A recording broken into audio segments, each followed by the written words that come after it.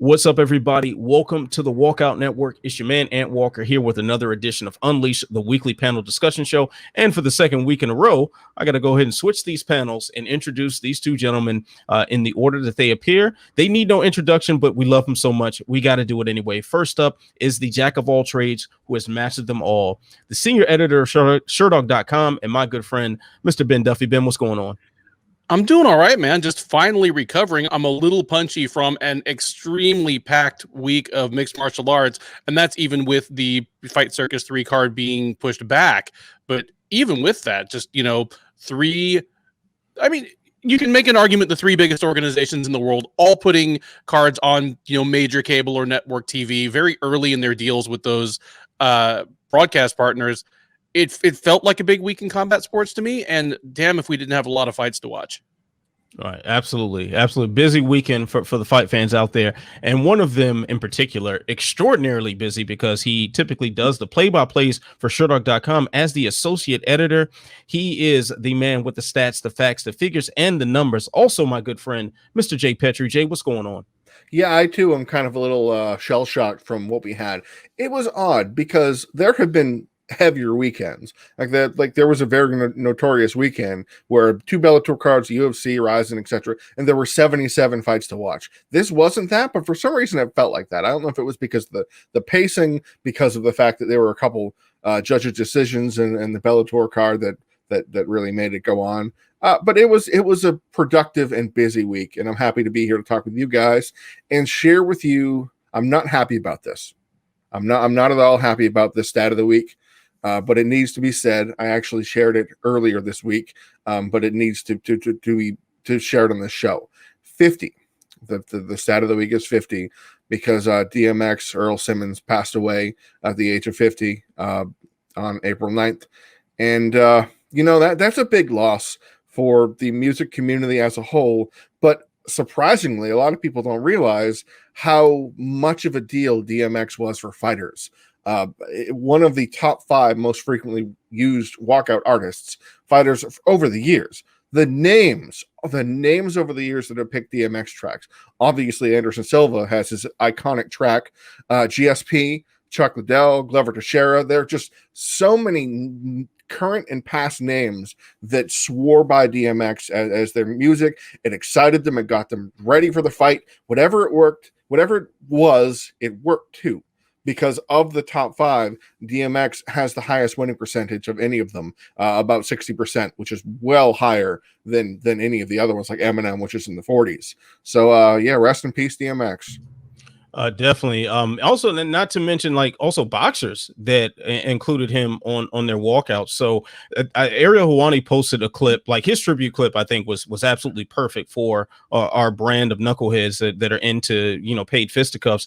Instead of just having the typical RIP DMX tweet, he just posted a video of a Mike Tyson walkout where the announcers, they don't know who DMX is. They don't recognize the song, but it was the intro from his first album, It's Dark and Hell Is Hot. The intro being one of the best hip hop tracks ever, bar none. And the announcers is like, wow, Tyson is coming out to some really menacing and imposing music.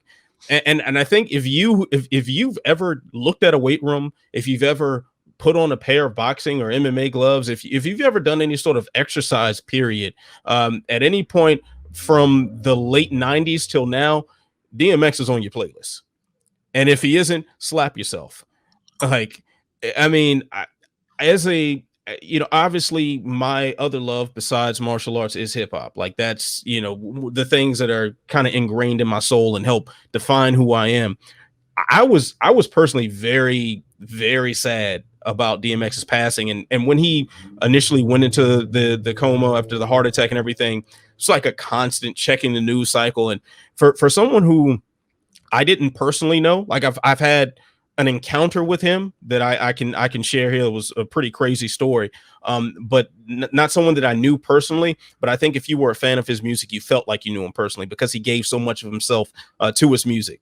I'll never forget the moment he touched hip hop, at least in the broader sense. He had been around and very, very, very underground for some time before he got any mainstream prominence. But I remember that moment in high school, 1998, It's Dark and Hell is Hot came out. And right before that, he had 3 particularly incredible guest appearances on 3 popular songs: Money, Power, and Respect with the Locks, Onyx Shut 'Em Down, and 4321 with LL Cool J. And like, you hear that voice and it's like, oh, this is different. And then that intro kicked in when It's Dark and Hell is Hot came out. I was like, oh, this is different. And each track is like, oh, this is different. Oh, this is different. And then by the end of it, it's just this full experience. And then for him to follow up and give us almost an identical feel later on that year with Flesh of My Flesh, Blood of My Blood, just stunning.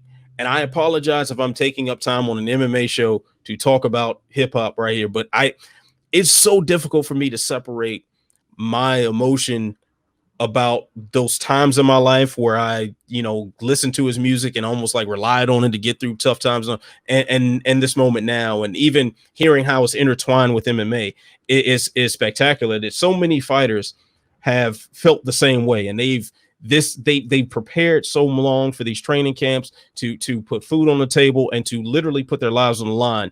And the soundtrack to that struggle is DMX, and I think for a lot of people, in a way, he's been the soundtrack to life. I can think of stories where, like, when I drove out here from DC, to the Los Angeles area, and my best friend and I, to keep ourselves awake during this 2-day just nonstop driving fest, we're playing DMX songs and singing along and yelling in the car, and so many moments like that. So many times, like if in high school, if you came to the weight room in high school, where I was in there and I was just in there by myself or maybe one other person, something like that, there were 3 things that were likely playing. It was either Biggie's Ready to Die, it was the Machiavelli album, or it was It's Dark and Hell is Hot. Like, and it's to the point where my best friend, who was also the best man in my wedding, like his toast, we're talking about singing Rough Riders Anthem.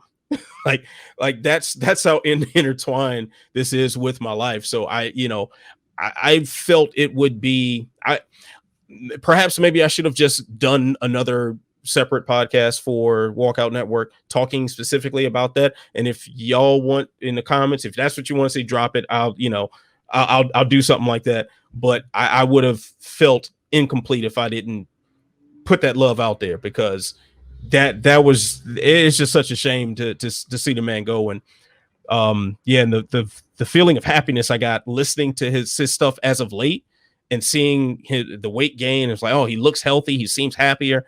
To hear that it ended like that is unfortunate, but we got to thank the man for giving us some joy and giving us something to rely on, and his music will stand the test of time. So rest in peace, Earl Simmons. All right, Jay. So I guess now we can give the actual stat of the week that wasn't related to walkout music. Well, it doesn't matter as much, it's just in comparison. But the other stat of the week in terms of just pure octagon stuff is Jim Miller and the number 37. Because most of you probably heard in the broadcast, it's his 37th UFC fight. He is 37 years of age. The record again, he and Donald Cerrone have been neck and neck for the good part of a couple of years in terms of the most fights in UFC history. But once again, Jim Miller's the top spot because he has fought 37 times in the UFC. Just, win or lose, it's hard to not get excited about a Jim Miller fight. And I just hope we get them as long as we can. Absolutely. Jim Miller, man, deserves all the respect in the world. Like, and most of that run has been with Lyme disease too. That's crazy. Yeah. That is crazy. The bad weekend for him though, as far as the results of the fight. But hey, I mean, 37 years old in the lightweight division, it's bound to happen at some point. So yeah. All right, gentlemen. So let's go into the main event for the UFC this weekend. That was Marvin Vettori, who won a unanimous decision over Kevin Holland. So we'll use this for our swing or miss portion of the show. And Ben, I'll begin with you. You're going to swing or miss on this one. Marvin Vettori calling for a title shot. Should he receive it? I'm going to give that one a miss. I think in order to earn a title shot on Saturday, he would have had to fight Darren Till and beat him in dominant, convincing, or preferably spectacular fashion. The the built-in narrative is already there for him to have a rematch with Israel Adesanya. You know, those of us who've watched the fight know that it wasn't as close as he was making it out. It was a competitive fight that Adesanya clearly won. But considering that not many people have done that to Adesanya since, it's still there. And most importantly, Adesanya wants it back. He wants to show everybody, you know, that this guy is just a journeyman who got lucky, whether that's true or not. But Vettori, in terms of accomplishment in the division, is still in line behind a couple of people. Beating Kevin Holland, even the way he did, does not get him there. Jay, you second that? You swinging or missing on this? I am absolutely missing on this one. For a couple reasons. First and foremost, we just saw this 3 weeks ago from somebody else that did this.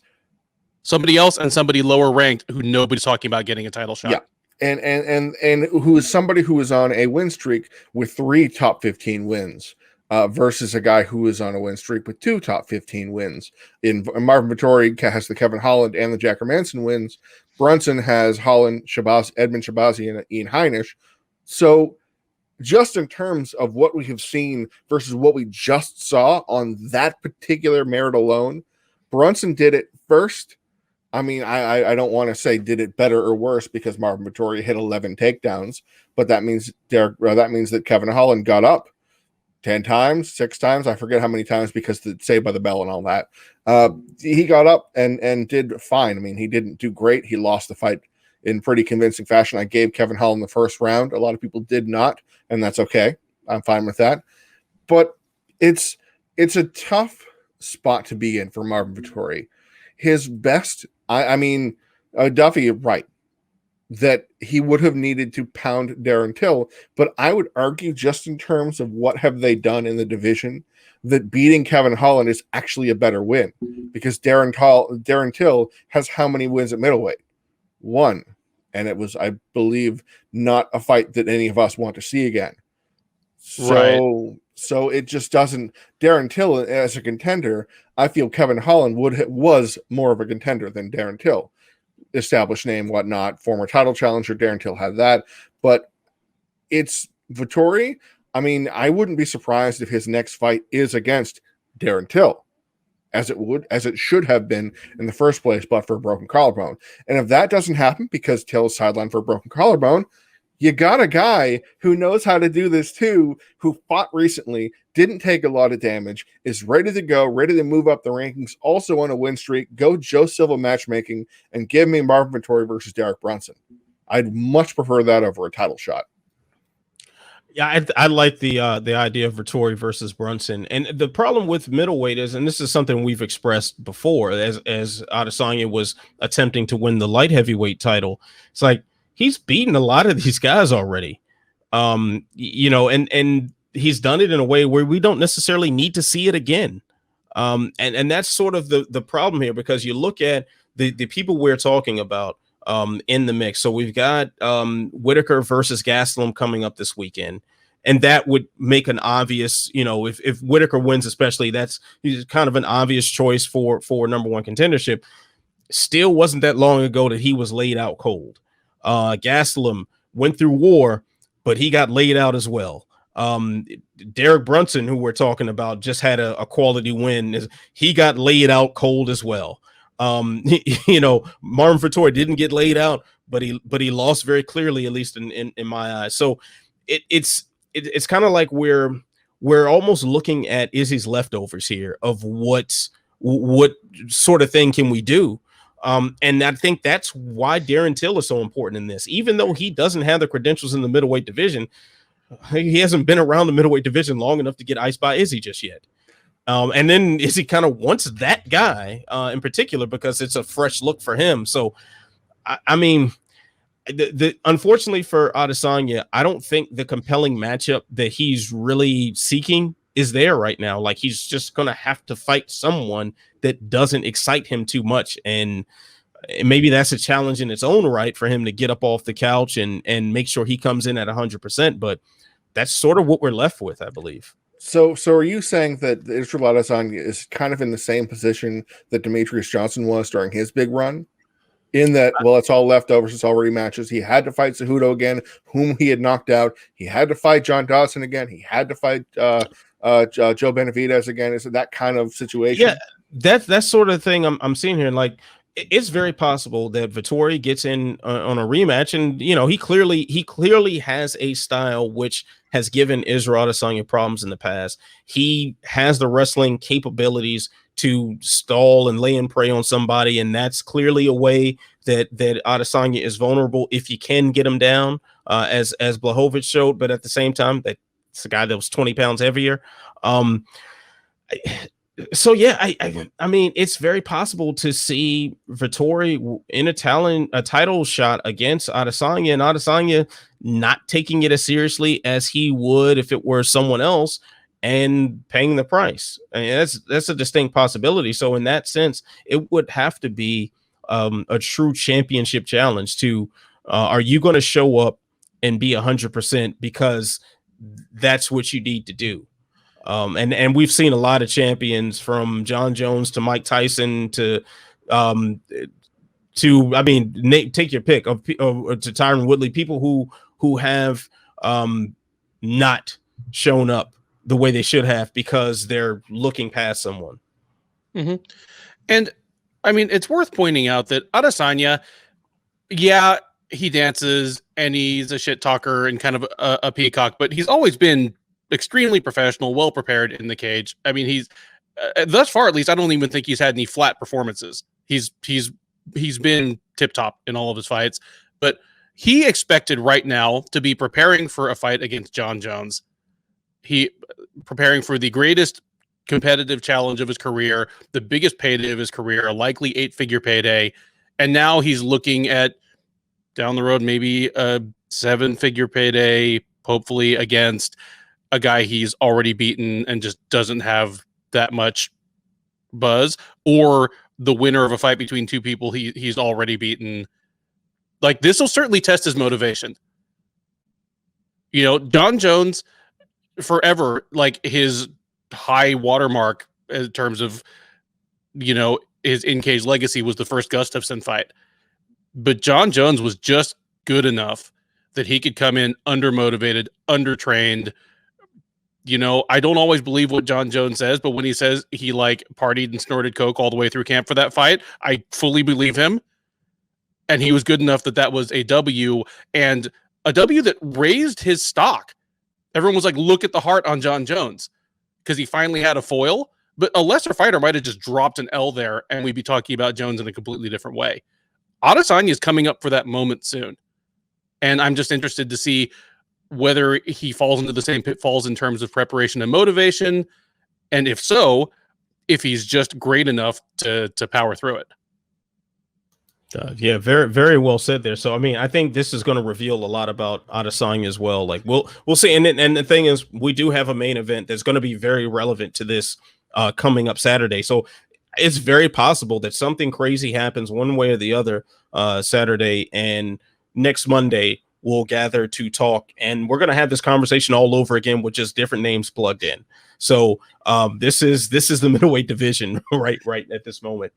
All right, fellas. So we did lose, as you mentioned earlier, Ben. We did lose Fight Circus 3, unfortunately, and I've been itching to see some Siamese boxing. But for all of you Carnival Barker fans out there, all of you people that love to see some Ringling Brothers enter its way into paid fisticuffs, well, we got something for you. That's Ben Askren in his long-awaited professional boxing debut against undefeated boxer and YouTube star Jake I'm an undefeated Paul. boxer, though. I mean, he doesn't have much more than a guy on a guy in the chair. I mean, it's so funny, man. Like, we're actually going to see this. First off, are you fellas watching? Are you going to watch this fight? I'll be working, so I can't. I'm going to be on the clock for Whittaker Gastelum. So, oh darn! Oh, what are you going to do? You're not going to double back and watch it later? No, not for a $50 pay-per-view. Yeah, I mean, well, we're not gonna incur the wrath of the FBI on this, Hang on. this broadcast. I got something for this. If you're gonna ask me if I'm gonna watch this show, Jay, Are you gonna watch this show? are you gonna be watching? Of course not. I love how much mileage you're getting out of that thing. Oh, You support just this. keep it by the camera at all times, That just is- in case. And you don't even make a new one. You've got that by the camera. You're being environmentally conscious. You're minimizing your carbon footprint. I love it. for the children. Yep. And so, I mean, I feel ridiculous, but I almost kind of relish it because we talk a lot about Fight Circus, and I feel as though this is as if Fight Circus took itself too seriously. That's a really good point. It really is, because I personally, and you can watch this show a few times. There's been a couple episodes where I have just shouted from the rooftops about Fight Circus, but Fight Circus knows what it's doing, and they enjoy it, and they have a blast, and all the characters play their parts. They do it. They put on a spectacle, but they know what's going on. This is a $50. No, really, we're real. You can't judge us for being fake. No, we're just as real as the UFC, and that it's an approach that I think kind of rubbed me the wrong way. If they had just billed this as of course Mike Tyson's fighting Roy Jones Jr. He's only 50. That's going to be fun. This is just ridiculous. It's a boxing match between a UFC fighter, a former champion, and a YouTube star, I guess, who is big.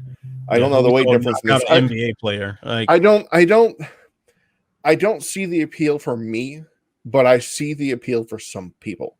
And I say that knowing that the Paul brothers have a surprising internet presence that I don't know what it's for, and I'm okay not knowing. I'm in my mid-30s. I'm a MMA media guy, so I don't need to know. But are we going to have to make our picks of who we think's going to win? I guess so. Like, I guess we're going to have to do that, Ben. I know you're itching to say something here. Well, I'll say this. I am surprised at kind of how nervous the forums and MMA Twitter are about it. And it makes me think all the way back to 2008 when Brock Lesnar was getting ready to debut in the UFC. He'd had the one-off fight with Min Soo Kim at like the K1 shit show in LA in 2007. But he was coming that was supposed to be against. Who was he supposed to fight? Don Young, not Don Young. What's his name? Hungman Choi. Yeah, Hungman Choi, which that wouldn't have taught us anything more either.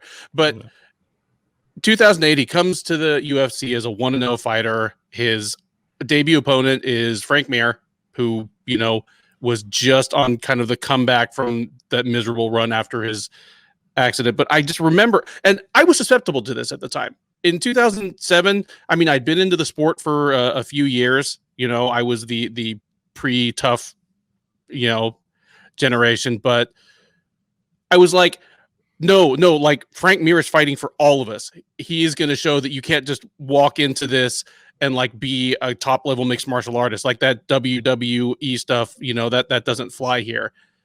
And I see a lot of people in like the Sherdog forums, on Twitter, on Reddit, just being kind of like, come on, Ben, don't let us down. Like, don't let this, YouTube clown like beat a UFC fighter at anything combat sports related, even though you couldn't possibly get a more tilted matchup to say, UFC fighter in a boxing ring. We're talking about Damian Maia. Damian Maia is a better striker than Ben Askren. Okay, I guess.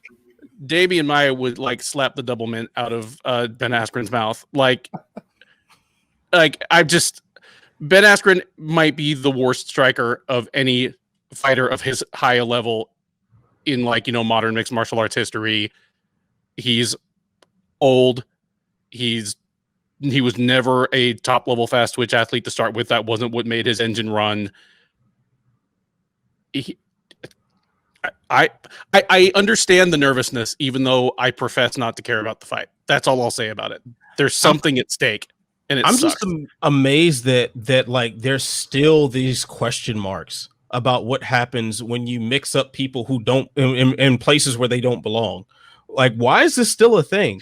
didn't UFC 1 answer a lot of these questions? And since then, we have enough evidence to show that that still holds up. Like, we can clearly remember one of the premier strikers in mixed martial arts getting tooled by a boxer in the boxing ring in Mayweather McGregor. Like, we've seen what happens when you bring an incredibly skilled boxer into the cage against an over the hill MMA fighter. Well, he got taken down with a low single, an ugly low single, and beat on until he waved in submission. Boxing fans still point to Ray Mercer, Tim Sylvia, though. Yeah. I heard it recently. Yeah. So, I mean, I guess that's an exception to the rule, but I mean, and even then, it's still not that much of an exception, because we're talking about a bloated, unmotivated version of Tim Sylvia who was dumb enough to sit and actually have a striking battle with Ray Mercer. Like, this is pure just knucklehead stuff. I mean, that being said, I'm going to watch it. I'm not sure if I'm going to watch it live or if I'm going to, catch a replay later or something like that. But I'm going to watch it just because, I'm kind of a degenerate. But that's sort of the appeal of it. It's just a degenerate appeal. Like, my last assignment as a member of Sherdog, going to a live event and covering it, was it Jake Paul and Logan Paul and KSI 2. Like, that ended my Sherdog run. What the hell? But these things tap into the carnival nature. It's just that sometimes you can go the fight circus route where it's just clearly, okay, this is just for fun, and this has absolutely no meaning on real combat, but hey, let's have a good time and just make fun of how silly this whole thing is. Or you can, like, hey, this is kind of silly, but let me put a little window dressing on it, and maybe you believe it. So there are a lot of suckers out there who still believe that it's boxing versus MMA or whatever, and you go ahead, take their money, because yeah, whatever, man. Do you know what the difference between Logan Paul, KSI, and Jake Paul, Ben Askren is for me? None. Size? $40. If it was a $10 pay-per-view, I'd watch it. Oh, okay. I got you. Makes sense.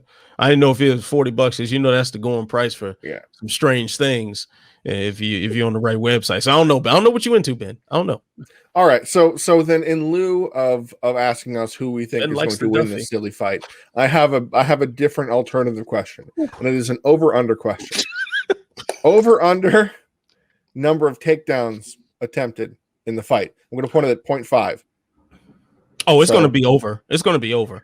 Jake Paul is going to crack the hell out of Askren, and he is instinctually going to go for some sort of takedown, or he's going to go for a clinch, and that's going to be part of his strategy: clinch him and then try to drag him down just to wear him out or just to get in his head or whatever. Oh, yeah, absolutely. There's going to be a lot of clinching, and it's at best it's going to be really chippy clinching between two guys that don't have much boxing experience.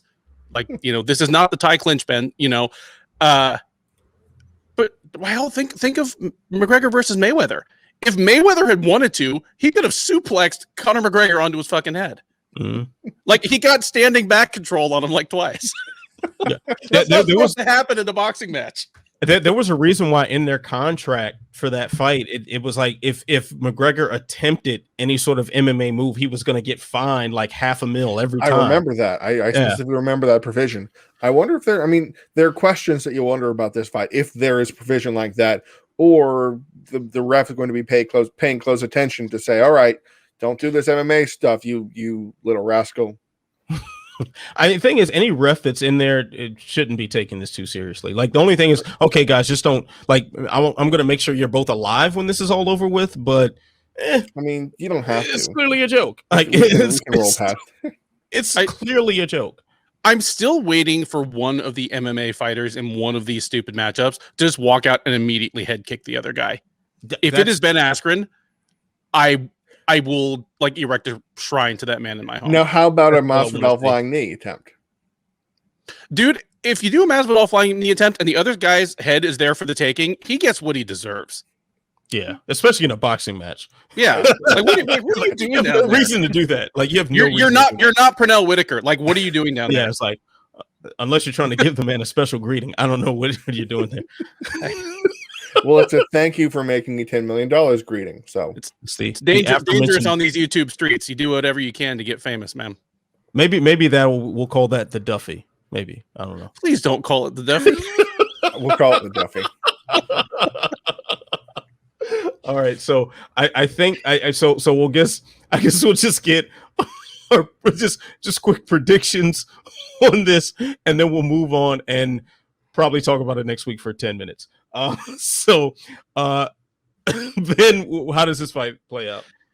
I expect that Paul will win in just a terrible boxing match where there's a lot of swinging at air and it just looks like a West Virginia tough man competition.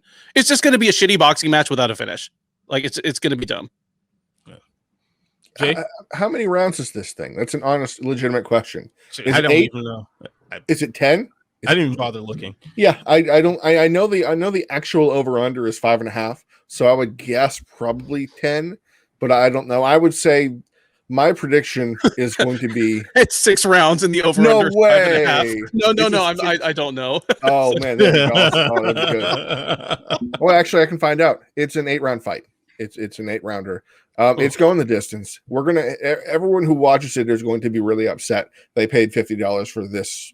What do you say? 24 minutes of clinching, and hey man, you spent the money. I think the fight goes to decision at plus 150 looks kind of nice right there. Do you know what weight they're supposed to weigh, or is it just? I think it's open weight because I know that the YouTube guy is supposed to be like 30-40 pounds bigger.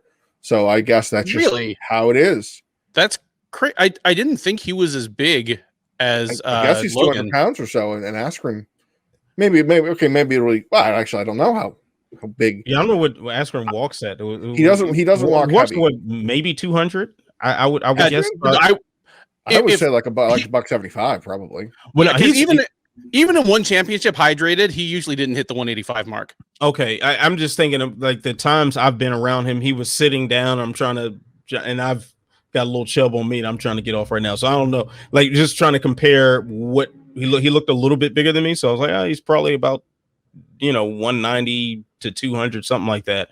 I would guess. But I mean, he's also been out of competition for a while, so he might have some extra weight on him. I don't know. Maybe he's trying to build strength. I have no idea what the guy's doing, and I don't even know why I'm talking like this is a serious thing. One of two things is going to happen. Either one, ASKREN is going to get his chin completely dislodged in an embarrassing spectacle on both their parts, because Jake Paul is not going to look like a good boxer. He's just going to look like someone who can punch better, which is not a difficult feat when you're talking about Ben Askren. Or ASKREN has been durable throughout his whole career. Maybe his chin stands up to it enough. Maybe he can move enough to deflect enough shots to make it to decision. But either way, he's getting an L, and there will be a lot of people who will point to this as a reason why boxing is better than MMA. All those people are stupid because they are not the same, and this will prove absolutely nothing for anyone's argument. It says it's a cruiserweight fight. So what, like 190-ish? Yeah, 190, 200, yeah, something like that. All right, cool. So let's move on and talk about things that actually matter. Of course, we're not going to give it as much time because, hey, we like talking about foolishness here. So One Championship did their first show on TNT this past week. As you both replied to my tweet on this one, well, I was real pissed off about that tape delay thing. So pissed off that I decided I wasn't going to watch the replay. I was like, nope, I'm done. I'm not going through the app. I'm not doing all this. So y'all tell me what happened here. Granted, I did see what happened, but dramatic effect. Tell me what happened here. Did Demetrious Johnson, like, what did he look like out there? May I jump in? Absolutely. Demetrious Johnson looked like Father Time is still undefeated and weight classes exist for a reason. In a vacuum, he still looks like Demetrious Johnson. He is blindingly quick. He has all the skills. Like, he may be the most complete mixed martial artist, like fewest weaknesses, just He might be the greatest martial artist we've ever seen in like no holds barred competition. But he was fighting the largest man I have seen him fight in a long time. You have to roll all the way back to Miguel Torres at bantamweight to find kind of a long, lanky, 5'9", 140-pound guy with a little bit of muscle on his frame. And for what it's worth, I thought Miguel Torres beat Demetrious Johnson back in the day, and that was when Johnson was in undisputably his prime. I mean, Adriano Moraes looked 2 weight classes bigger. Yes. And also, Demetrious Johnson, despite his incredible skill set, his incredible athleticism, he's always been undersized even for 125. Even at 125, he was much smaller than basically everyone he fought except for Joseph Benavidez. He's a guy that has gotten by on being incredibly well prepared, one of the smartest fighters in the history of the sport, almost no mistakes. Like, you don't win 12 straight fights in the UFC just on pure luck. Nobody is that lucky. You have to minimize the mistakes. But he's always gotten by on just incredibly small margin of error, incredibly small windows of opportunity. And those windows are closing. I mean, at his age, he's probably his top gear has slipped a little bit, almost imperceptibly to us. Again, when you see him fighting, he still looks like Demetrious Johnson. But when you're fighting a bigger guy who's really in his prime, and Adriano Moraes has been for several years now one of the very best guys in his weight range, I'm going to say flyweight to bantamweight, fighting outside of North America. Just the windows of opportunity, like they've closed. Like those gaps are too small now. The problem isn't just the knockout; it's Moraes won the first round too. And Johnson's a slow starter in that he is the John Jones style, a very deliberate starter. But it wasn't just that he didn't get off enough offense to take the round. Moraes was beating him. This isn't the end for Demetrious Johnson. At least not as a top-level fighter. I would still favor him over all but about 5 flyweights in the world, like at 125 pounds. But in terms of being in the argument for the greatest fighter in the sport right now, it's over. This wasn't a fluky loss. I mean, the thing is, though, like, it's hard to judge him as, any lower as a flyweight when he's in there with a guy who looks like he's a welterweight. Like, and this has been the thing with his whole run in one championships. Like, every opponent looks like their thigh is bigger than him. And I've, and we say it as a joke a lot of times because we do clown one for their, weight procedures and all sorts of stuff that has absolutely zero transparency. And this is kind of why, like, it didn't look like, at least what I saw, it didn't look like this is a guy who belonged in the same weight class. Like, they look like they shouldn't have been allowed in the same fighter hotel, the size difference. Like, that's sort of silliness.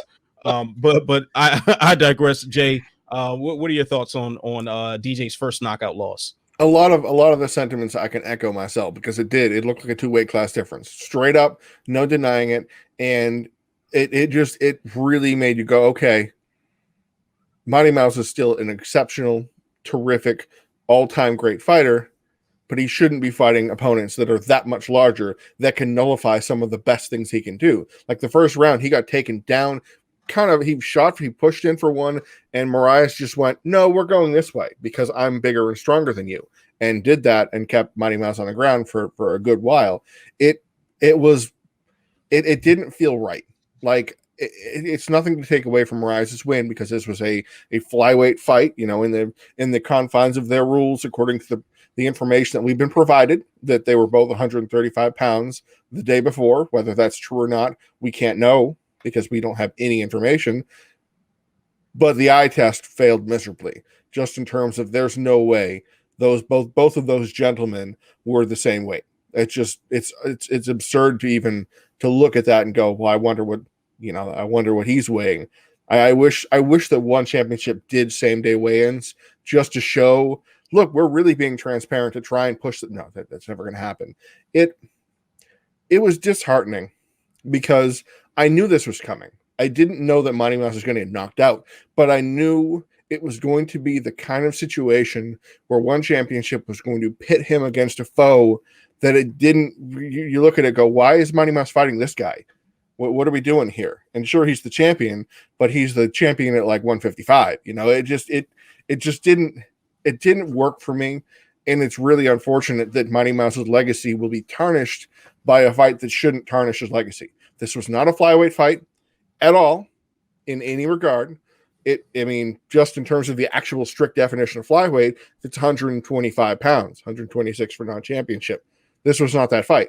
So his entire flyweight legacy in the UFC remains as it should. And that's good. And I saw a lot of the community kind of going, well, that's it for him. I disagree with Duffy that there is still a lot for him at one championship. This was that watershed moment. This was that he's beatable. If you're bigger, you can beat him. We just figure out how to do that. This is a Mighty Mouse who struggled in going up the tournament. His eye was closed in the first fight he had. He got busted up. He got dropped. The size difference across the board was evident. It was very clear, and he couldn't take the shots he could take from a 125-pounder because they weren't coming from a 125-pounder anymore. They were coming from 140-pounder, 145, 155, whatever the numbers may be. And it's going to be more of this. I'm really afraid of that. And I wish that there was a way for him to fight. Oof, this isn't going to look good. Sorry, one championship. You're not going to like me on this one. Legitimate competition that actually levels the playing field, because it didn't. Hats off, Adriano Moraes won the fight. He knocked him out. He nailed him in the face with a beautiful grounded knee, which is legal, totally fine. But this just it didn't. I didn't like it. No, sir, I don't like it. Yeah. This is one of those things that just kind of highlights some of the problems that we have overall with the promotion. You lose fair and square. You lose fair and square, and whatever rule set you are, as long as you're within that rule set, cool. But at least can they be the same size? Simple request there. But speaking of being within the rule sets, Eddie Alvarez, a very unlikely result. I'm sure if you check the betting odds on that, disqualified in his showcase on TNT. Do you think the disqualification was warranted, gentlemen? In the moment, I did not. And this is going to sound uncharitable, but in the moment, those looked like borderline strikes at worst, and it felt to me as though Yuri Lapicus was maybe selling it a little bit. Now, we heard later on that he was taken to the hospital. Like all things one championship related, I have no idea whether that's actually true or not. Certainly Eddie himself was upset after the fact, in a way beyond just, I'm disappointed because my fight turned to shit. I don't know. Eyeballing it, and I was doing the play-by-play for Sherdog for the event. I even typed into the play-by-play. This observer thinks those shots were pretty innocuous, but only one opinion matters right now. The ref holds up a red card. This is over. Yeah, it's hard for me to say, man. I only have one angle on the replay, but they were at worst right behind the ear. Like, this man's brainstem was not being disconnected from his cerebellum. I think also too, when someone is turning their head while the punches are being thrown, it's like, how much responsibility do you shoulder at that point? Because you are offering the illegal part as a target. In the same way we would like be upset when fighters would touch one finger on the canvas to avoid that knee to the head, and it's like, well, you're just manipulating the rules now to get out of a really crappy position, as opposed to using true technique or brute strength or whatever to get out of it. You're now just playing with the rules in a way that wasn't intended on. So I don't like this disqualification because of that. That's the main reason why I'm like, I'm not feeling this. Jay, what are your thoughts on this one? My thoughts aren't actually to the nature of the stoppage, whether I agree with it or not, but my thoughts are pretty simple. I do not want one championship to overturn this result.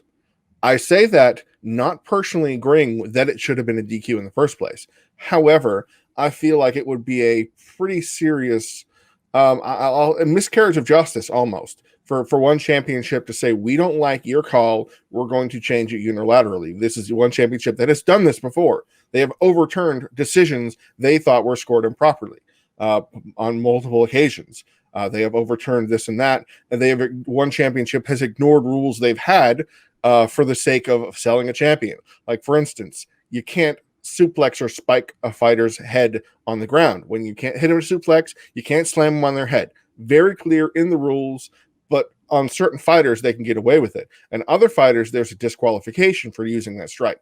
So I don't want one championship to rewrite its own rule book by saying we disagree with the result, because we know what one's capable of. They've done this, and I will say this as a Sherdog representative. If one championship decides to overturn this result, it probably won't be honored officially. So you can take that as you will. One championship in turn. Now, because we know y'all spying. We know y'all spying. I seen y'all, mofos. I seen y'all. But now one thing I want to add to this, like, because Jay, I think you're making some excellent points there, and I agree about turning things over. But the wrinkle in this now is like, but the ref is a one championship employee. The judges are one championship employees. Oh, yeah. And that's maybe that, that's the larger problem here. Do you feel more okay with if they're not directly employed by the promotion? I mean, I'm sorry. You know what I'm trying to say. Yeah, I'm sure I phrased that wrong. I personally loathe the idea of a promotion acting as its own commission. UFC has done this on occasion, especially when they go to Macau. Because that special administrative region doesn't have an athletic commission they adhere to. Now, I know that not every country has an athletic commission. This is a firmly an American concept that was then realized. Other federations were like, oh yeah, we should have our own governing body, and it makes a lot of sense to have a third party neutral arbiter that can review the information and go, okay, this is right, this isn't right, because as it stands now, it's all company line. It's all company decision. It's all, we make the rules, so we do this, and that's just how it's going to be. Like, there's no secret that Mighty Mouse's head coach is also the head of the competition committee and the vice president of the company, Hume, and all of the other things he's in with the company, that there's such a strong conflict of interest. I don't want to go down that rabbit hole, but it's just another concern that you have about legitimacy when the refs are being paid by the organization to make the calls they want to make. Now, I couldn't speak to whether the stoppage was motivated by this or not wanting Eddie to get over. I don't think anything like that. It's just it's so murky that it shouldn't happen, but it's going to happen until somebody says stop. All right, good points there. I don't really have anything else to expand upon on this. Ben, kick it over to you if you got any final thoughts on that. Really, no. Jay said it all. Like, as of right now, it's not great. Hopefully, one championship doesn't dig deeper by overturning this.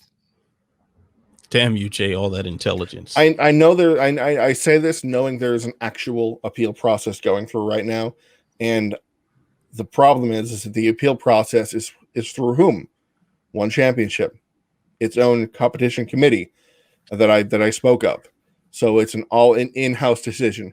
Imagine, and I believe we were talking privately about this, Ben. Imagine if Dana said, I think that that decision was wrong, so I'm going to change it. I don't think that, I don't know, the Peter Yan situation, I think that shouldn't have been a DQ. I think something else. That'd be just a horrible decision. We'd be going crazy. God. Oh my God. And if the promoter decided to, yeah. And I just, knowing that there is a history about it is why I feel comfortable kind of fussing about it, because it has happened with this organization. So I see it coming. I can see it coming a mile away. And I'm just going to say this on our platform that has one championship person watching this at all times. Just don't. There we go. All right. So we'll keep things pushing. Bellator 256 also took place over the weekend, or Friday. Yeah, it was technically the weekend because it was Friday evening. The main event, Lyoto Machida dropped a decision in the rematch against the former Bellator light heavyweight champion Ryan Bader. But that's sort of not the story here. The story here, we had several huge betting favorites, and they almost all won. So do we think this is a symptom of bad matchmaking, or are the lower levels simply just a bit easier to predict, gentlemen? Before Ben speaks up, because I want him to say this, I will say that the only reason why not all of them won is because there was a horrendous decision that Dan Moraes, a massive underdog, won a not good decision over Gordy Yamauchi. So realistically, all of the heavy favorites won. So anyways, carry on. Ben? For the most part, I think it's a symptom of good matchmaking. One thing I like the Bellator does, and Bellator probably does better than any top line promotion in the sport, maybe in the history of the sport, is build prospects up from zero in a sensible way. Like of all the, when you think of, top flight promotions, the UFC, and then whatever handful of 3 or 4 others you want to throw in there, Bellator is the one that will take fighters from 0-0 and bring them all the way up to championship level. Like, look no further than AJ McKee. But AJ McKee is just the most obvious and shining example of many. It's what Bellator does. Part of that is matching them sensibly on the way up. It's the boxing model. Like, as a boxer, you ain't shit unless you get to like 15-0, squashing people who have no business really being in the ring with you, but their job is to help get people like that prospect rounds and just kind of, help them on their way up the ladder. Bellator does that. I like it. It means that their undercards are and should often be full of some 8-1, 10-1 favorites. The problem at Bellator 256, well, there are 2 problems. One, usually it's fine from an entertainment standpoint because we get just a bunch of like brutal finishes of sacrificial lambs. Like, I'm usually down for a 10-fight Bellator undercard because it's just going to have some massacre going on. The problem this time is that 6 of the 8 fights went to decision. So instead of like, ooh, highlight finishes, let me watch the GIF, it's, oh man, I had to watch a 2-0 fighter who may be good someday, against a 1-2 fighter who will probably never be good. Why am I doing this with my Friday night over and over? The other problem is when it leaks over into the main card. When you have someone like Goichi Yamauchi, who is, I'd have to count on my fingers, but he's one of their 5 or 10 best fighters, period, regardless of weight class. He is a very, very good fighter. Why is he fighting a 10 or 12-1 underdog? Like, yeah, he lost a shitty decision. I don't know if it'll make my robberies of the year list, but you're playing with fire when you put one of your best fighters in that kind of squash match on a main card. You're courting the chaos that is mixed martial arts. So those are the 2 problems. 1, the fights just weren't very exciting this time. 2, it burned them on the main card where they have their better fighters who shouldn't be fighting these kind of fights, and you get what you get. Yeah, I think this is kind of the product of multiple things here. One, Scott Coker is definitely no stranger to having like wild odds in a lot of the fights. Like matchmaking, you look at the Strikeforce days as well. Like, there have been squash matches, plenty in Strikeforce, plenty in Bellator, and that's much more common than you'd find in the UFC. You don't see too many squash matches there. And typically if there's a squash match in the UFC, there's a business thing attached to it. There's a reason from a business standpoint that it's being put on. Now, I think a lot of times that this is kind of in the middle of it being the matchmaking and then just what happens, because even in fights where the odds make a little more sense, the favorite wins the large majority of the time. And I think that's the case with sports in general. The better team wins, the better fighter wins, the better athlete wins. Like, the better you are at playing this game or doing this activity or fighting this style of fight or whatever, you are going to win overwhelming majority of the time. And I know combat sports has that sort of anything can happen ethos about it, because yeah, we've seen Buster Douglas and Mike Tyson, we've seen Sarah GSP and Holman Rousey, and we've seen these crazy upsets and unexpected things happen. But 99.9% of the time, exactly what should happen is what happens. So yeah, the favorite won. Now, if someone is a bigger favorite, then all right, maybe that makes it a little more iffy, but still the favorite won, and that's just what favorites do. Favorites are favorites because they typically will win. So I think that's really all that's going on. It's nothing that we haven't seen before, in my opinion. So the only thing I'll add to it really is that there were some favorites that you can. I mean, betting odds aren't everything. They're not. They're only a predictor to a certain point. You think of the higher you are as a favorite, the more the bettors usually think of it as like this fighter has a 90% chance to win. The odds are reflected as this way.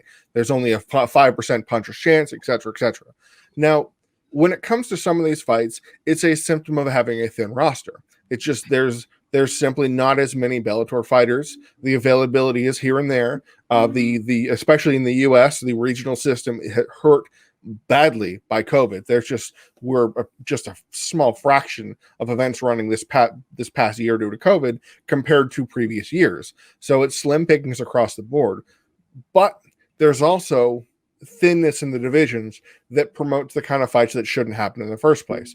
I say this with all respect to Olivia Parker, to Jessica Borgia, but the women they fought were well leaps and bounds above them, had just historically fought superior competition, and it was pretty much a foregone conclusion that Kat Zingano was going to beat Olivia Parker, who entered Bellator on a losing streak, and Jessica Borgia, who had exactly one win of any note and is now a 500 fighter, fighting former title challenger Talita Nogueira.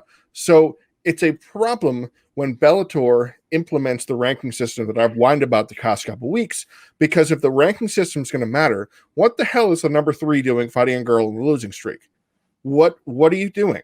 If you're going to actually present this as the number 3 fighter in your division, you can't give it to a fighter who hasn't won a fight since 2018. It just doesn't make sense if you're actually going to maintain a system and try and follow it, because as I've said, week after week, the rankings matter because they have to matter, because Bellator has made them matter. The matchmaking counts this way. Fight purses and contracts are arranged in a certain way. Commissions only adhere to fighters that are this way. Now that rankings are implemented, you can't do what you're doing. Imagine, say, if you went in and took Gilbert Burns and had him fight a UFC newcomer that was on a losing streak. That fight wouldn't even be made. The commission would shut it down. So I guess that Bellator should be lucky that the Mashantucket tribe is not going to be and Mike Mazzulli aren't going to be as hard on that matchmaking, because some of these fights shouldn't be made, and you go, wow, they're a 10-1 favorite, and that might not be enough. And that stinks, man. I wish that I don't have a solution. I wish I did, but I just don't like to see it. I don't think it doesn't look good for the fighters, and MMA shouldn't follow the boxing model of having to build yourself up on a bunch of 1-0, 1-2 fighters, because it just, what do you gain from that? I don't know. You don't gain much in my eyes. Definitely an argument to be had as far as that's concerned. But let's keep things pushing here. I think it's time for our Eating Crow segment. So break out your seasoning salt, break out your garlic, break out your hot sauce, whatever you want to condition that meat for. Pause. Go right ahead and let us know here. What has you eating crow been? Tell us what your plate's looking like. Well, a week that I watched, 40 or 50 fights, plenty of crow to be had. I will just jump in and go right with the main event of UFC on ABC2, Vettori versus Holland. I thought the odds were off. I picked Holland outright I in hindsight, I did not recognize that Marvin Vettori has turned a bit of a corner. I mean, he still presents as a hothead and kind of a little bit of a doofus on the mic, but in the cage, he was a stone cold professional. He lived in the danger zone for about 3 minutes, and then he just turned on the jets, and he racked up 20 minutes of top control in a 25-minute fight. It's not going to make him a whole lot of new fans. I'm certainly never going to rewatch it, but he was walking into, I mean, it's always a high risk, low reward scenario for the fighter who is accepting the short notice opponent. But specifically, and especially in the case of Vettori, he was accepting a short notice opponent who was ranked lower than him and who remains incredibly dangerous. Like, I mean, there was no moment in that fight, at least, you know, before the first takedown, that I wasn't like, Holland could still end this fight in 5 seconds. Vettori, he did what he needed to win the fight, survive, and advance. Yeah, this, as I said off the top, this doesn't advance him to a title shot. It doesn't push him much further than he was before the fight. I still think the best next fight for him is just to remake the Till fight. But the step backward he would have taken if he had lost to Kevin Holland would have been devastating. It literally would have sent him back like 2 years. Like, you know, he could have come back, won 4 straight fights in 18 months after this just to get back to where he was. But the thing that I'm eating crow about is he recognized that and he fought accordingly. I expected Holland would catch Vettori doing something silly, but, you know, I don't know if Vettori thinks he's a better striker than he is, but I thought he would think he was a better striker than Holland and just hang out in the danger zone too long. And I figured he was going to get himself knocked out. I was absolutely wrong about that. And that, even though it was a boring and miserable fight, it does make me actually a little higher on his chances in a rematch against Adesanya. You know, he's shown that he's not above just doing what it takes to get the W. So I will eat a bunch of crow, and I guess there's a little bit of like oregano and grated Parmesan going on it because it is some Italian crow. Jay, what's got you eating crow this week?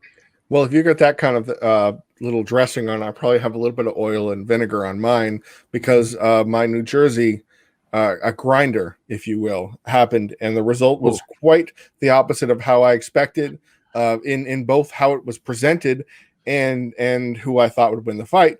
And then I thought that my original stat of the week, Jim Miller, would be able to pull off something and beat Joe Solecki. Now I know Joe Solecki is also a submission grappler, but I know Jim Miller is, you know, he does this to other submission grapplers. He can do that thing where he goes, yeah, I know you're good too, but check this out. Watch this arm triangle, or watch this. Hey, where'd that come from? How did he take my back? Wait a second. Who the hell just kicked me? You know, that kind of thing I expected from Jim Miller, and it never came, ever. It was, I don't know if it's because of the fact that he will be 38 in a couple months, or just sheer mileage, or the whole stat of the week that this is his 37th fight, but it looked like he didn't have a lot left in the tank.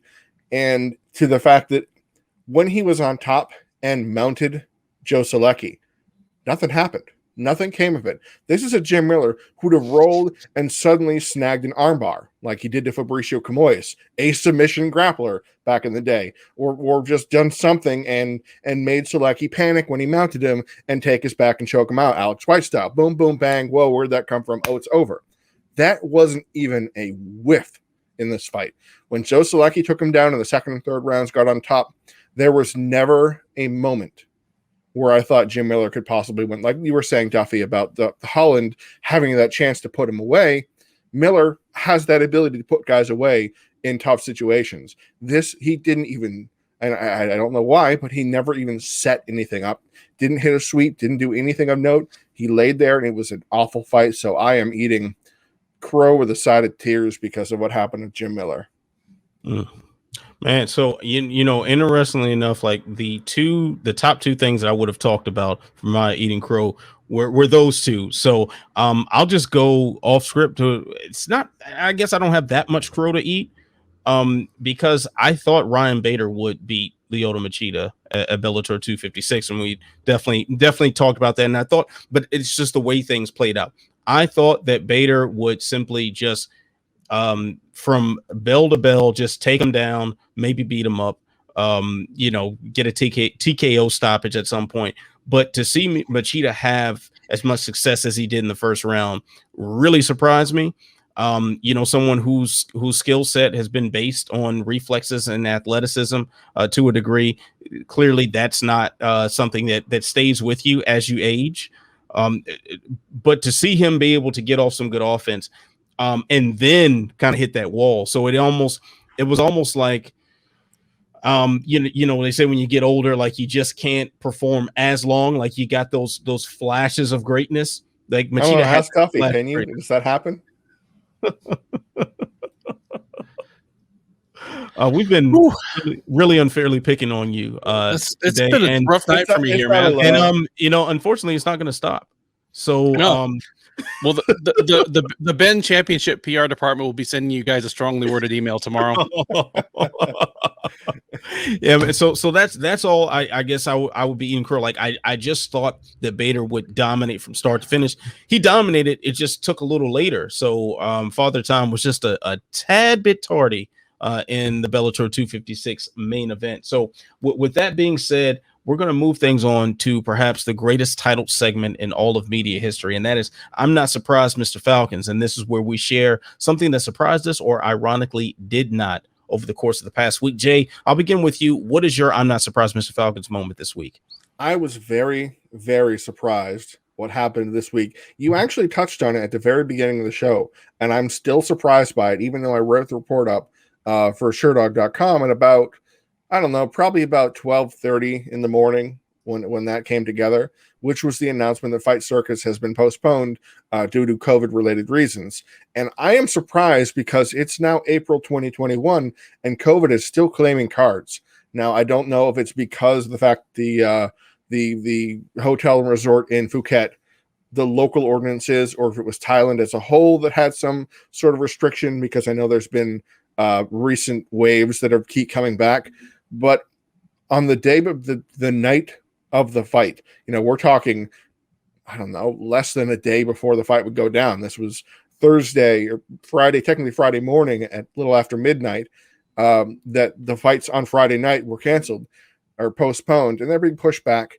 And I'm really surprised that this is still an issue a year later, and there's not much of an end in sight. If I'm being honest here. And here we were told it would just disappear after the election. Someone lied. All right. So my I'm Not Surprised, Mr. Falcons moment comes courtesy of Rose Namajunas, teaching us once again that if you don't have anything remotely intelligent to say, just shut the hell up. So I'll just read this. This is a quote. This is translated or transcribed, I should say, from MMAfighting.com. Interview that she did with some Lithuanian outlet called LRT. She said, and I quote, "I don't hate Weili or anything." Weili Zhang, of course, the UFC champion. "I don't hate Weili or anything like that, but I do feel as though I have a lot to fight for in this fight and what she represents.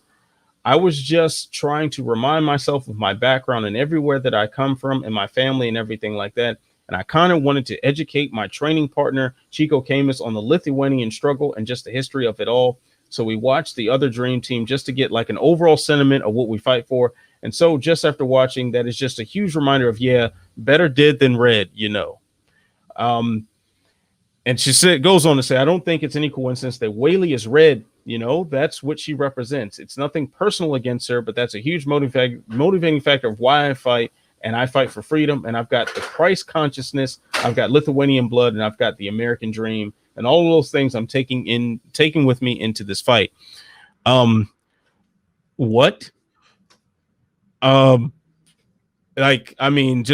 Let's just beat up Weili because she exists and she was born in China. I'm not going to get into like the politics or even like just some of the odd inaccuracies in her telling of history or whatever the case may be. But I'm absolutely certain that Weili Zhang has absolutely nothing to do with Soviet communist occupation in Eastern Europe. Just Just throwing it out there. I must have completely missed the Lithuanian-China war that they had a long time ago. I mean, Chinese fighter Weili Zhang, yes, responsible for Soviet occupation of Eastern Europe. We'll just leave that out there for you to think about, everyone. Okay. All right. Ben, what is your I'm not surprised Mr. Falcons moment this week? I don't know whether I'm truly surprised or not, but if you roll back to the Conor McGregor versus Dustin Poirier fight back in January, leading up to the fight, they were somewhat cordial, a little bit chippy, like two very competitive guys who were about to fight. Afterwards, just nothing but cordial, lovey-dovey, photo ops together, hot sauce, the works.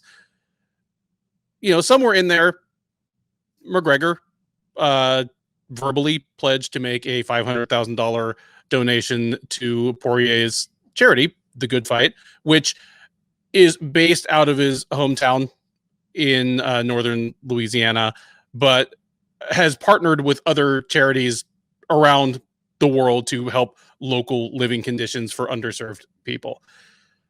On Twitter this week, in the middle of an exchange about their upcoming fight, Poirier revealed that McGregor had not made that donation.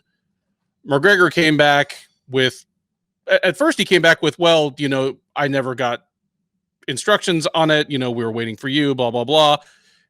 It escalated, or depending on your point of view, degenerated from there quickly to just them carping and, well, actually mostly Conor carping and sniping, accusing Poirier of being greedy for money and personal gain, denigrating and kind of calling the integrity of his nonprofit organization into question. It's ugly. It's gotten ugly. And ultimately, the thing is, I don't even care about McGregor's own pledge, that he didn't fulfill. It wasn't a binding contract. The one true thing that McGregor said in all this is that it was a donation, not a debt. That's fine. Keep your money and do what you want to with it. But as he, in his quest not to look like the asshole here, starts actually calling the integrity of Poirier's organization into question in a time when, hey, exploitation of nonprofit organizations for private gain, just basically grifters, is a serious problem that impacts the honest and productive nonprofits. It's going to end up doing harm to Poirier's organization that is just completely unwarranted and completely unmerited. They are actually transparent about their financials, as all good nonprofits are. So regardless of what happens with McGregor's personal money, this was an ultra dick move. And it's the kind of just calculated sociopathic dick move. This isn't just punching some random dude in the bar. Like, it's not flashy. It's not glamorous. It's not some of the heinous accusations that you have seen crop up in the forums from time to time. But in a low-key way, it's one of the shittier things McGregor has done since being a public figure. Yeah, it's like gaslighting in the worst possible way. Like, yeah, this is, and you know what, I don't want us to go on a completely McGregor tangent here, because it's very easy for an MMA podcast to devolve into that, because he draws a lot of attention and whatnot. But man, like, with the Nate Diaz and Leon Edwards fight supposedly being taken off of the UFC website and some question marks around that, does this feel like the rollout for whatever fight announcement that we're going to get for McGregor? If this is like a potential Diaz trilogy fight or something like that, like something strange is happening now. Is this the feeling that you guys are getting? You can probably track this. Like, I haven't done this personally. This is sheerly from anecdotal perspective. When he says something really or does something nasty, it is almost a deflection for something that is about to come. It is a misdirection. It is, hey, look at this nonsense. It's not going to hurt me in the long term. but here's this thing, and in the meantime something else happens, whether it's allegations or criminal activity or something like that, or just straight up nonsense. It has happened more often than not. And the fact that's what bothered me more than anything. It wasn't the fact that he didn't pay the charity. That's crappy, because it's a donation to charity. It's not a paying Dustin Poirier his vacation slush fund or something like that. It's that he claimed or alluded to, or whatever word you want to use, to say that Dustin was taking money from his own charity and committing illegal acts. That is the difference between what Conor has said before and other things is he is accusing Dustin Poirier of illegal acts, which, by the way, in the strict legal sense, is defamation, is an accusation of a criminal activity. And just at like a human level, what? Why would you? This is a guy who's run a charity, and you can see the things he's been doing with it.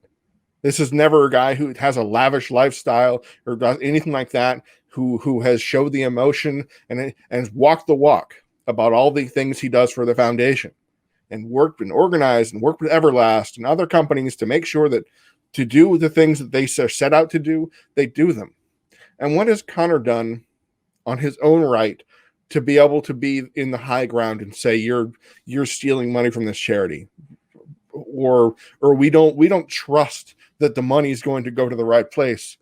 Dude, what planet are you living on where you think you're the good guy and Dustin Poirier, of all the fighters in the UFC roster, is this criminal mastermind who has been secretly bankrolling millions of dollars in charity donations to fill in the gaps? It's absolutely preposterous.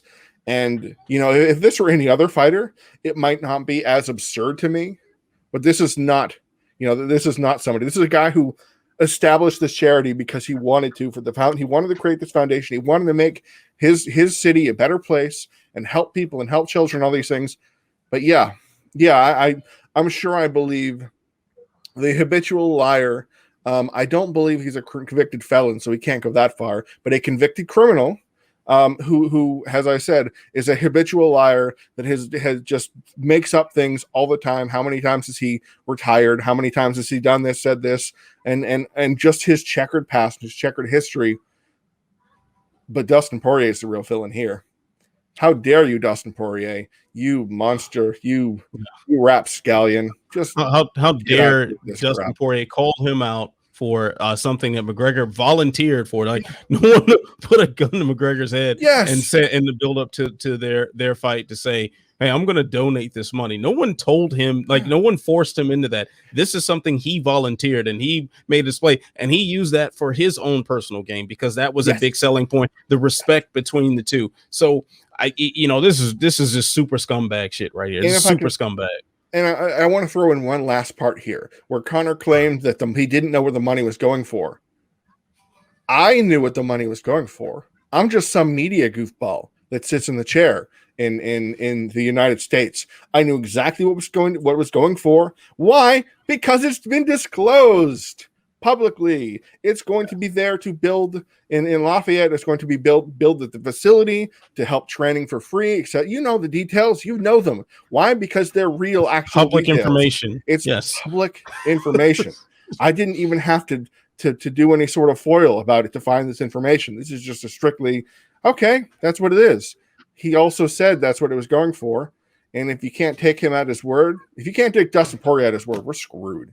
Yeah, for real. So let's keep things pushing, because we are running short on time, and that was just a ridiculous tangent that kind of threw us off course today. So anyway, Venum is like a thing now. Like it's been official. We had the first event while they're wearing the Venum gear. So just our quick thoughts on what it looked like, just the aesthetic appeal of the new Venum fight kits. I think they look fine. Like I don't care that much. I didn't care that much about the Reebok ones. They had to be overtly silly looking, which they were, for me to care. Like, for me, the rollout commercials were dumb. The rollout photo ops were dumb. The kits themselves looked fine. No women fell out of their top. I call it a win. Let's move on. I can't wait for this rollout phase to be over and for us just to be in the middle of the Venum era. Just fuck it. Like, just let's move on. I don't care. Yeah, especially because like the look wasn't that strikingly different. It was like, you know, I almost didn't notice. You know, I noticed more so because the video game updated. Like that was a bigger deal. I'm like, oh, the video game's updated. So all right, well, they let you pick which trunks you want as opposed to just forcing your character to wear something. So I was like, oh, all right. Jay, what are your thoughts on this? My thoughts aren't actually towards the attire itself, because it was supposed. This is what we talked about before they came out. Is that we were fairly confident. I, having seen a couple proofs, a couple concepts, drawings, and to see a few fighters actually posing them, to know what this was going to look like. It was supposed to be a fairly smooth transition between what did I say in the last show? Between the Doofy Triforce and the Snake with Fangs. Like, this is just, you swap the logo, pop it over, add a couple different highlight lines, you know, make your chin look whatever, and it's just going to be the same kind of thing. But my issue is how much money this crap costs. It is now April 12th at night, and you can purchase a shorts. They're short shorts, by the way. They're like halfway down your thigh. Fight night shorts, just the shorts themselves, $130. Shorts, just shorts. You said the Lyoto shorts. No, it's just red, just kind of short. Just like casual shorts, like not even like. Well, they're fight kit shorts, but they're okay. Yeah, the Lyoto trunks, like all right. The slightly longer ones that go to your knee are $140. And the shirt, just the shirt, I guess they say walkout jersey, but it's just like just a spandex kind of toppy thing, $80. A hoodie, $150. So what? That's my reaction. Why is this crap suddenly twice as expensive as it used to be? Are they trying to make up money where the Venum deal didn't pay off? Right? Because there's no reason a pair of shorts with maybe a name on them. I don't even know if you can customize these, put names on them. You cannot customize them to put names on them. These are not the customizable, you want to have McGregor on your butt kind of things. This is a straight, authentic fight night men's short fit.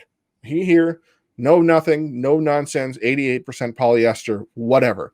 $130. So there you go. If you're going to buy that, there's your sign. See, the thing is, those prices aren't much different from the Reebok fight kits when they put those on the UFC store, which, I mean, all is just overpriced. Ironically, they were having a fire. I think they're still doing this, a fire sale on Reebok gear on the UFC store. And I picked up a couple of things because it was so cheap. And it was like, I saw where they had the old fight kits, like the Lyoto shorts and tie shorts and all that stuff. And these things were like $200. And they were selling for like 2 for $30 or something like that. So I just find it funny. And even the tops, the so-called jerseys, like I bought a workout, like a Reebok UFC workout shirt. And it's the exact same thing, except they just swapped the Venum, like the exact same thing. I'm hoping that this was just for the transition, and that Venum will be allowed to have some creativity and actually explore some things. So maybe this is just a temporary thing. Maybe, you know, the prices I'm sure aren't temporary, but maybe, you know, 6 months down the line, they'll be given a little room to breathe, and then some actual creativity can be here, and maybe we'll actually have a fun look. But, you know, I noticed more in the video game than in real life. So take that for what you will. But let's move things on to the speed bag before we wrap this up. So I'm going to bring up my clock here. I'm going to give you guys 10 seconds to answer a few questions. So, Ben, I will begin with you. Mike Perry said, quote, "I used to be great," at his post-fight press conference. Was Perry ever great? I mean, that's a fluid term. He was once one of the 50 greatest welterweights on the planet. If that's great, then he was great. Oh, Jay. You know, yeah, great is such a relative term, but I just think of all he's done, and all I can think of is this.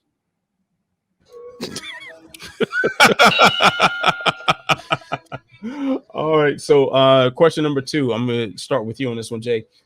Aljamain Sterling will be on the shelf for a while for neck surgery. Will the UFC strip him of his title?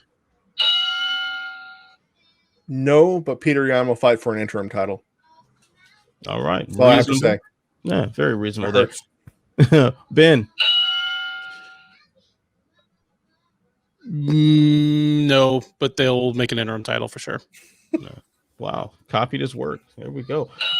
Ben, so let's see. Now Jay can't give you your answer for this one because you're going to go first, Ben. Who should the UFC's all-time fight leader, Jim Miller, face next? Roger Huerta in Bellator. Oh, wow. I didn't think I'd be so sad after that answer. Jay? I disagree. I think it's time for the unnecessary trilogy match between Joe Lozon. They had 2 great fights, 2 fight of the nights. Let's do number 3 for none of the marbles. Dude, that is sad because they're 2 of the most likable guys I in know. the UFC, and Lozon would cut him to pieces. Well, all right. Well, let me. Then he'd finally win one because I think Jim Miller's 2-0 against him. Although the second fight was really close. All right, so let's see here. I am going to change the clock to read. Ben 30 is seconds. still uncomfortable about that idea. So I'm going to change the clock to 30 seconds, and I'll give myself that time to answer all 3 questions in succession. The clock will begin after reading the first question. So Mike Perry said, I used to be great at his post-fight press conference. Was Perry ever great? Are we sure these comments came from the post-fight press conference and not a podcast with Shillian? And number 2, Aljamain Sterling will be on the show for a while for neck surgery. Will the UFC strip him of his title? No, but I mean, they're probably going to do the interim thing. And yeah, that's it. The UFC all-time fight leader, Jim Miller. Give me Jim Miller versus Ben Henderson 2 in Bellator. I'll take that, I guess. All right, so that would be that for the speed bag. Now, very, very quickly here, we've got the light heavyweight Grand Prix in Bellator continuing on Bellator 257 this Saturday. So Dov Yags is taking on Corey Anderson, Phil Davis taking on the champion Nemkov. Who do we think advances here? I will say this. I think Phil Davis is actually the most dangerous matchup for Nemkov on that side of the bracket. I'm kind of surprised that's the first round matchup, but I am going to pick Nemkov to advance just by being a good enough wrestler and probably better everywhere else, a little younger, a little closer to his physical prime. And I have Corey Anderson big over Dovletjan Yagshimuradov. Oh, Dov wow. Yag. You did that. Jay, you agree with those picks? Yeah, I do. And I say that having watched Dov Yags, I'm not going to try and Nurmagomedov it. Oh, look at that. What's up? Who's been practicing? What now? Seeing him run through ACA and doing some pretty good things over there. This was before I stopped watching ACA for reasons. You can look it up if you like. But this kid from Turkmenistan is legit. I would not be surprised if he threatens Corey Anderson early, but he has one-shot knockout power to surprise everybody. And I want to see that just because Tyler Treese has really, really rubbed off his I want chaos to happen on me. Now, by the way, now coming soon, managing editor Tyler Treese, by the way, shout out, brother. Corey Anderson, it's just the amount of level of competition he's faced. And in terms of Nemkov Davis, I see the leg kicks of Nemkov really getting to Davis over 5 rounds. Because their first fight was close, it was a 3-round fight. I can see Nemkov, who has the wrestling chops, to stop Davis from doing that thing he does. It's a tough example, but I think when Rumble Johnson fought Phil Davis and he just stopped it from doing that, he said, this doesn't work on me. I think Nemkov can do that and chip away and cut him down like Nemkov did to Liam McGeary and just cut him down to size. It's all about the leg work, and I see the 2 betting favorites advancing. Yeah, I don't really have much to add to that. I think Corey Anderson, the experience and someone who's perpetually underrated at light heavyweight, think he gets it done here. And while Phil Davis gave Nemkov all he can handle in their original fight, I think Nemkov has grown a lot since then. And I see him being a clear victor this time. The UFC, as we mentioned before, Gastelum versus Robert Whittaker will be the next main event. Very quickly, who wins this one? I wish we had more time to talk about this, because as a guy who watched that season of Tough very closely, I was actually getting excited to see what was going to happen here. I knew that Robert Whittaker was the far superior athlete across the board. If you remember, if you watched that season of Tough, you probably didn't. It's okay. I still love you. I wouldn't have either.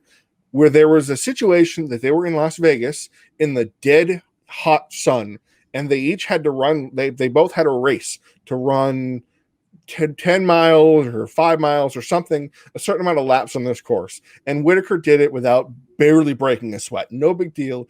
About 2/3 of the way through, Gastelum just starts vomiting, running and vomiting, just fried, almost falls over, just in rough shape. And it was a very memorable scene that I actually have a screenshot of Gastelum's part of his exhalings going. Anyway, Whittaker's better everywhere. And I like that about this fight, because Gastelum has the sneaky ability to turn things around and crack you when you're not expecting it. He hurt Israel Adesanya, legitimately hurt him in their fight. I mean, he obviously got throttled later, but give me Whittaker in this fight. Give it to me probably by, this is a head kick weekend, so we're going to go head kick. All right, bold prediction there, Ben. Who do you think gets the victory this Saturday? I'm big in Whittaker's corner here as well. I agree with Jay that Whittaker, skill-wise, is probably better than Gastelum everywhere. And in terms of athleticism, like, all of his tools are superior, except for maybe like kind of one-punch power. Like, Gastelum can crack. That's about it. Like, the things that Gastelum does well are just not going to work on Robert Whittaker. I have thought that I favored Robert Whittaker against everyone in that division except Israel Adesanya from the moment their fight ended, and I continue to until I see otherwise. Like, Whittaker is a great fighter who has the misfortune to be stuck behind a great fighter, at least right now. Give me Whittaker big time. Hopefully he does enough to kind of get Adesanya's attention and make people want a rematch. I don't really have a whole lot to add to both assessments there, because I think Whittaker will get the W as well. But the thing is that gives me pause. Like, I don't think this is going to be a showcase for Whittaker. And I say that very confident that Whittaker is the supremely skilled fighter. Like, he's overall the better striker. I think he can see him on the wrestling. I think he handles the crazy situation. Like, Robert Whittaker is the more superior fighter and probably the better athlete overall. I would say. The thing is, though, Kelvin Gastelum is an agent of chaos. He lives and thrives in a layer of chaos that we haven't seen since the likes like Carlos Condit at his best. Like, someone who, in the weirdest of scrambles, will find something really cool to do to reverse your fortune. You think to was Jack Hermanson that kneed him in the head, like a picture perfect flying knee to the head, and Gastelum turned it into a thunderous takedown. Like, he has the ability to do that sort of thing. But Whittaker is probably the guy who handles the chaotic fighter better than anyone else. This is a guy who survived 10 rounds with Yoel Romero, a guy who tamed Jared Cannonier. So clowned Derek Brunson, who was trying to make a chaotic fight, and Whittaker just basically laughed it off and killed him. Yeah, great points. Like, every time Robert Whittaker is presented with a chaotic fighter, he does business. Like, he and we can debate about the Yoel Romero decisions there, but I'm going to go with Robert Whittaker on this one, but I think it's going to be a decision. I think he's going to have a moment or two that look a little iffy, but overall it should be a clear-cut decision that I don't think Gastelum will be necessarily embarrassed with. So give me Whittaker by UD on that one. So that's going to do it for this edition of Unleash. Big thank you to Ben and Jay, as always, for holding it down. You can find their work on sherdog.com. You can check out my work on MMA On Point and the Body Lock, and also tune in to the MMA On Point live chat. I will be hosting with PT Carroll this week. So go ahead and tune in, drop your questions, and we'll get it cracking there. So yeah, you know what you got to do. You got to like, subscribe, share, tell a friend to tell a friend, tell that friend to tell 10 more friends. So stay beautiful, stay positive, go get Duffied, and stay sexy. I'll see you when I see you. Peace.